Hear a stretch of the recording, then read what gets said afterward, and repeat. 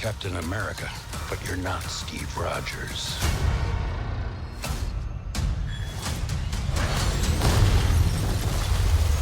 I need that BlackTree TV.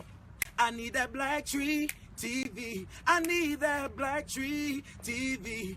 That's been a real nice ride. Like, I remember we started these interviews with Adjustment Bureau some 13 years ago. Yep.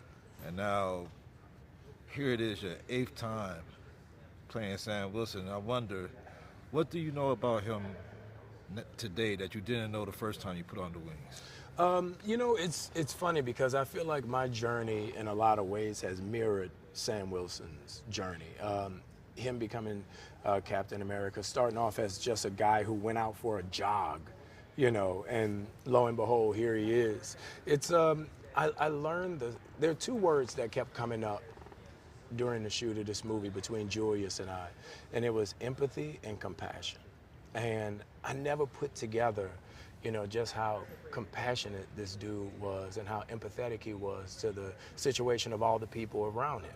And that was something that I really focused on with this movie and this incarnation of Sam, because I want people to see him grow in every single movie. Yeah.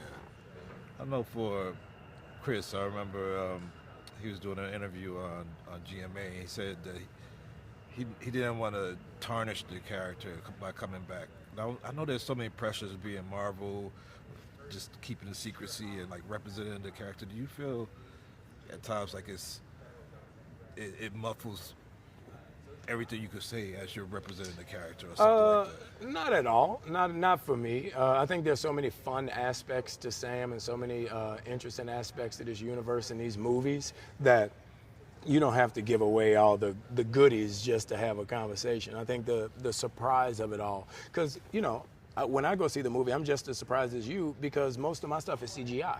When I'm flying, that's all CGI. So I'm excited to see what they did with what we shot. So I feel like, you know, I can't even talk about it intelligently because I haven't seen it.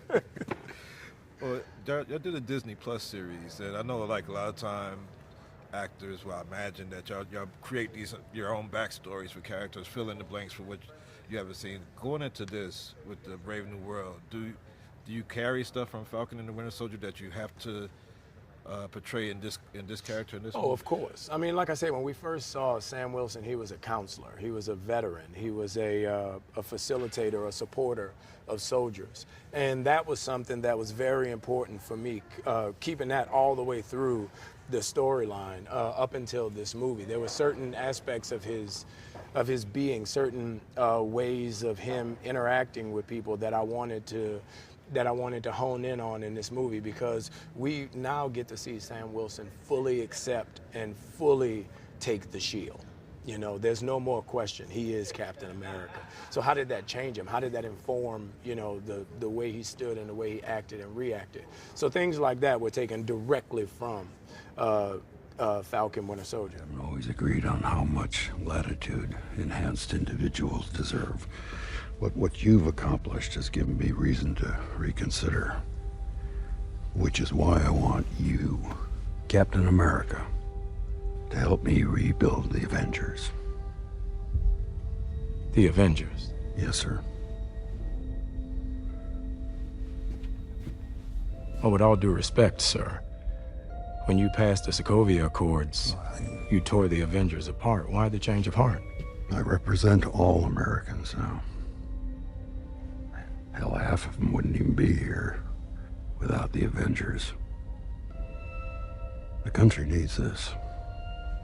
And when we disagree on how to manage a situation, what happens then? Figure it out together.